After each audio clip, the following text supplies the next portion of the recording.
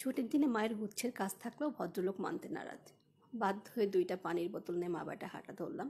গন্তব্য এখনই বলছি না। আসলে 52 বাজার 53 গোলের এই শহরে এক প্রান্ত থেকে আরেক প্রান্তে যাওয়াটা বেশ হ্যাপার। আমরা নেমেছিলাম সচিবালয়, সেখান থেকে পায়ে হেঁটে গুলিস্থানে গিয়ে ঘোড়ার গাড়ি চোখে পড়ল।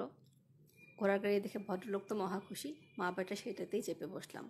আমাদের মূল গন্তব্য ছিল নর্থবুক হল রোড, এখানকার নিউ ক্যাফে কর্নার। নাম নিউ হলো, ক্যাফেটা বেশ পুরনো। এর যাত্রা শুরু 1962 সালে।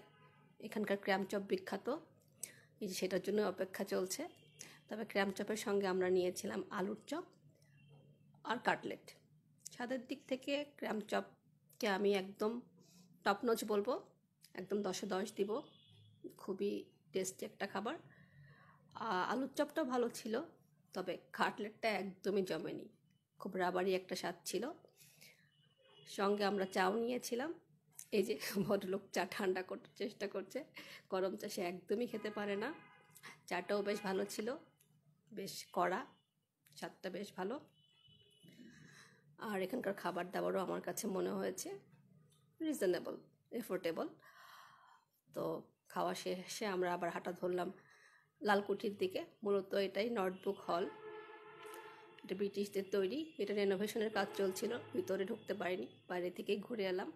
আবার ফেরার সময় আবার সেই